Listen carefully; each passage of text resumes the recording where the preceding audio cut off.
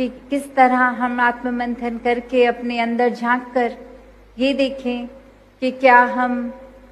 ये तो कर लेंगे कि किसी अजनबी को प्यार सत्कार दे देंगे, क्योंकि उनके जीवन के बारे में हमें पता नहीं, तो हम जजमेंट्स नहीं बना पा रहे अपनी। पर अपने घर वाले, अपने पड़ोसी का जीवन हमने इतने करीब से देख रखा है, तो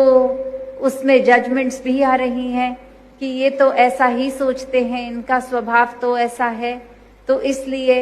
उनसे बोलचाल नहीं रखेंगे क्योंकि वो ऐसा बोलते हैं। तो यहाँ तो फिर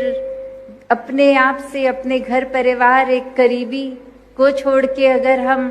किसी अजनबी के प्रति प्यार सत्कार कर भी रहे हैं तो वो करना तो बहुत ही आसान है। पर बात वही कि हर संत ने ये समझाया कि अगर वाकई ही प्यार करना है तो जिस इंसान के लिए मन में नफरत के भाव हैं, शुरुआत वहाँ से करनी है। उसी इंसान को भले प्यार कर लो तो पूरी संसार से प्यार हो जाएगा। तो ऐसा भाव कि कोई हमारे लिए कैसे भी भाव रखे, हमें ये निराकार को हर समय हाजिर नाजिर मानकर अपने अंदर दूसरे के प्रति भाव को शुद्ध रखना है। प्यार से एक रखकर रिश्ता भी, एक अगर रिश्ता नहीं भी तो वो एमिकेबली एक ये वो उस नोट पे ख़त्म करने की अक्सर बात जहाँ आती है, तो भी एक मन से आदर सत्कार का ही एक व्यवहार रहे। तो बात वही कि अपने जीवन में हर कोई मानवीय गुणों से युक्त हो, ऐसा ही जीवन जीने के लिए मानव तन मिला है। और जहाँ ये अनाउंसमेंट भी सुनी हमने कि कल वो जो बिल्डिंग रूप हॉस्पिटल का भी, और कैसे ये एक फंक्शनैलिटी तो ये आने वाले समय में और होगी, पर अभी जो वही भाव जो बाबा जी के मन में हमेशा हर एक के लिए कि ये आत्मा जहाँ परमात्मा से मिलके अपनी पीड़ा को समाप्त कर चुकी है, वहीं ये तन की भी पीड़ा का ये चिकित्सा रूप हर एक के हिस्से उस तरह एक सेवा भाव से पहुँचे। तो ऐसा ही वो रूप कल, और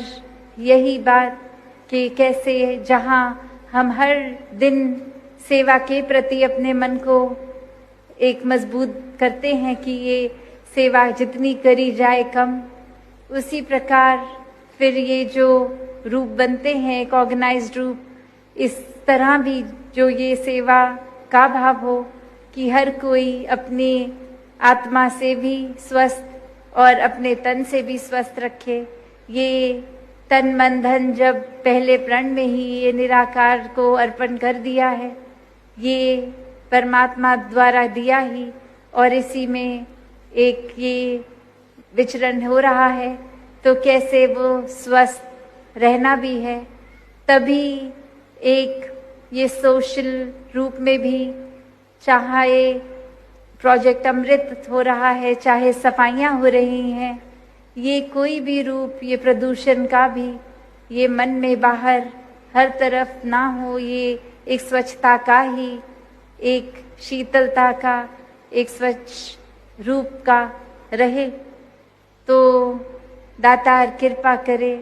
कि हर कोई जहाँ तन मन धन से एक चेतन अवस्था में होके, एक मन में चतुराई चालाकियों के भाव से नहीं, एक समर्पित इनोसेंट रूप से इस निराकार से अपना नाता बनाए, तो फिर सेवा भाव भी वो महान बनेंगे, एक कर्म भी महान होंगे, सिमरन रूप भी, एक सत्संग में भी आने के लिए मन हमेशा एक उत्साह में, और सत्संग से जो अच्छाइयों को ग्रहण करके जीवन में उतारना, फिर वो ऐसा मन ही कर सकता है। वरना तो अपनी सहूलत से सत्संग में भी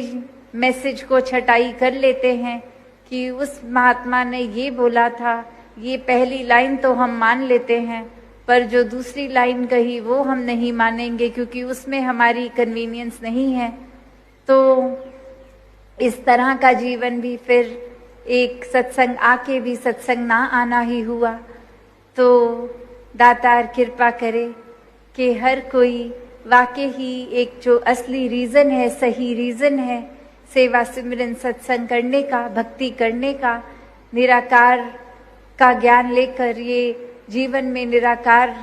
होते हुए अपने कर्मों को जब एक शातिर होके हम अगर जी रहे हैं तो फिर ये निराकार का वास तो असल में हुआ ही नहीं। तो हर कोई एक भाव जहाँ चेतनता का भी वहाँ